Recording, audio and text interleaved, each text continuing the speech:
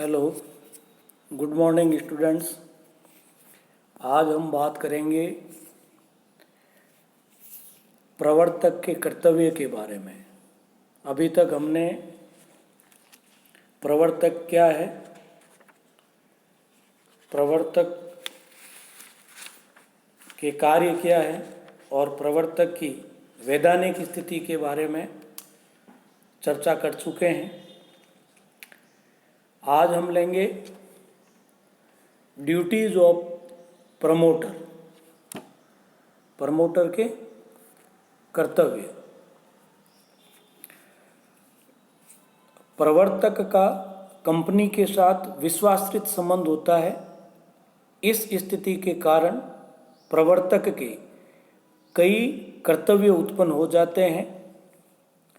ऐसे कुछ प्रमुख कर्तव्य इस प्रकार हैं, जैसे सभी महत्वपूर्ण तथ्यों को प्रकट करना।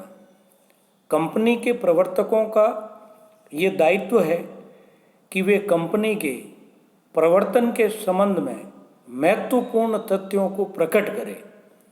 यदि प्रवर्तक कंपनी के संबंध में किन्हीं महत्वपूर्ण तथ्यों को प्रकट नहीं करते हैं तो उन तथ्यों की जानकारी होने पर प्रवर्तकों को उन तथ्यों के संबंध में उत्तरदायी ठहराया जा सकता है।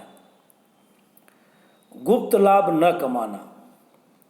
प्रवर्तक को कंपनी से कोई भी लाभ गुप्त रूप से नहीं कमाना चाहिए या प्राप्त करना चाहिए। यदि प्रवर्तक ने प्रत्यक्ष अथवा परोक्ष रूप से कोई लाभ प्राप्त किया है तो भी उसे प्रकट कर देना चाहिए।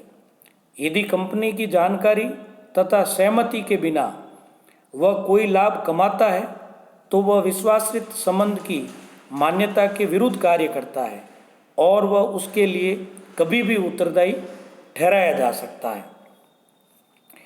इसमें एक बात ध्यान देने योग्य है कि प्रवर्तक द्वारा कंपनी से लाभ प्राप्त करना कोई गलत कार्य नहीं है और न कानून ही प्रवर्तक को कंपनी से लाभ प्राप्त करने से रोकता है।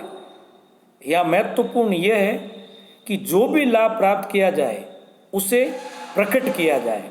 यदि प्रवर्तक द्वारा कंपनी के निष्पक्ष संचालक मंडल के समक्ष अथवा अंशधारियों के समक्ष इस लाभ को प्रकट कर दिया जाता है तो ऐसा लाभ प्राप्त करना कोई गलत कार्य नहीं रह जाता है तथा विश्वासरहित संबंध नहीं टूटता है।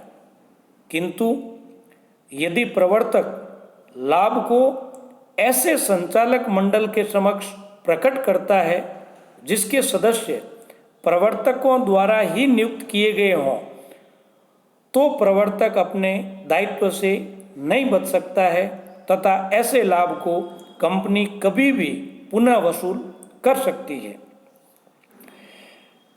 लाभों के मामले में ये स्पष्ट है कि लाभ के स्रोत एवं तरीके को स्पष्ट रूप से प्रकट करना चाहिए। केवल लाभ की राशि को प्रकट करने से ही प्रवर्तक के दायित्व की इतिश्री नहीं हो जाती है। इसमें यह भी ध्यान रखना होता है कि प्रवर्तक का लाभ प्रकट करने का दायित्व तभी उत्पन्न होता है जब कंपनी अपने अस्तित्व में आ जाए। यदि कंपनी अस्तित्व में ही नहीं आ पाती है तो ऐसी दशा में उन लाभों को प्रकट करने का प्रश्न ही उत्पन्न नहीं होता है। सौदे में हित को प्रकट करना। प्रत्येक प्रवर्तक को अपने द्वारा प्रवर्तित कंपनी के किसी सौदे में हित निहित है तो उसे भी प्रकट करना चाहिए। यदि प्रवर्तक अपने हित को प्रकट नहीं करता है तो कंपनी उस सौदे को निरस्त कर सकती है अथवा उस सौदे से कंपनी को हुई क्षतिपूर्ति की मांग कर सकती है। नेक्स्ट है बिना बताए अपनी संपत्ति नहीं बेचना। किसी भी प्रवर्तक को अपनी किसी भी संपत्ति का विक्रय अपने द्वारा प्रवर्तित कंपनी को तभी करना चाहिए जबकि उसने कंपनी को उस तथ्य से अवगत करा दिया हो। इसके अतिरिक्त यदि वह अपनी संपत्ति को लाभ पर अथवा बाजार मूल्य से अधिक मूल्य पर कंपनी को बेचता है तो उसे इस तथ्य से भी कंपनी को अवगत करा देना चाहिए। यदि इन तथ्यों को छिपाया जाता है तो कंपनी उस सौदे को निरस्त कर सकती है अथवा कंपनी प्रवर्तक से अपनी क्षतिपूर्ति की मांग कर सकती है। नेक्स्ट है क्रय की जाने वाली संपत्ति का पूर्ण विवरण देना। यदि प्रवर्तक कंपनी को किसी संपत्ति के क्रय के लिए प्रेरित करते हैं अथवा प्रवर्तक कंपनी के धन से कंपनी के लिए कोई संपत्ति खरीदते हैं तो ऐसी संपत्ति के संबंध में संपूर्ण विवरण कंपनी के संचालक मंडल अथवा सभी अंशधारियों के समक्ष प्रस्तुत कर देना चाहिए। यदि प्रवर्तक उस संपत्ति के संबंध में महत्वपूर्ण बातों को छिपाते हैं अथवा कंपनी के धन का दुरुपयोग करते हैं तो प्रवर्तकों को उन बातों के लिए उत्तरदायी ठहराया जा सकता है तथा उनके द्वारा दुरुपयोग किया गया धन उनसे वसूल किया जा सकता है। नेक्स्ट है अपनी स्थिति का अनुचित उपयोग नहीं करना। प्रवर्तक की स्थिति प्रन्यासी के समान ही होती है, अतः उसके सभी कार्य पारदर्शी एवं न्यायोचित होने चाहिए। उसे अपनी स्थिति का किसी भी प्रकार से अनुचित उपयोग नहीं करना चाहिए। नेक्स्ट है स्वतंत्र संचालक के रूप में नियुक्ति स्वीकार नहीं करना। कोई भी व्यक्ति किसी भी कंपनी का अथवा अब उसकी सूत्रधारी या सहायक कंपनी का प्रवर्तक है अथवा था तो उसे उस कंपनी में स्वतंत्र संचालक के रूप में नियुक्ति स्वीकार नहीं करनी चाहिए। नेक्स्ट है उद्देश्यों के परिवर्तन करने पर प्रतिभूतियों से बाहर निकलने का अवसर देना। कभी कभी कोई कंपनी प्रविवरण से पूंजी प्राप्त करने के पश्चात उस पूंजी की राशि को उपयोग करने से पूर्व ही अपने उद्देश्यों में परिवर्तन करना चाहती है।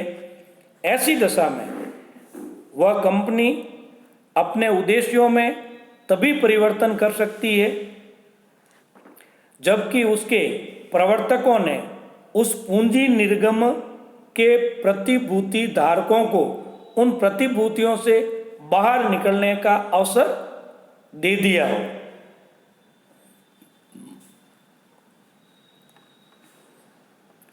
नेक्स्ट है निर्देशानुसार अधिकरण के समक्ष उपस्थित होना। कई बार कंपनी समापक अधिकरण के समक्ष यह रिपोर्ट देती है कि कंपनी के निर्माण के समय से ही कंपनी के प्रवर्तन, निर्माण अथवा कंपनी के कामकाज के संचालन को संबंधित किसी व्यक्ति द्वारा कपट किया गया है। ऐसी दशा में अधिकरण उस रिपोर्ट को ध्यान में रखते हुए किसी भी व्यक्ति को अधिकरण के समक्ष उपस्थित होने का निर्देश दे सकता है। ऐसे में उस व्यक्ति का कर्तव्य है कि वह निर्धारित समय पर अधिकरण के समक्ष प्रस्तुत हों या उपस्थित हों। इस तरीके से प्रवर्तक के कुछ कर्तव्य हैं जो आज आपने और हमने जाने। आज के लिए इतना ही। धन्यवाद।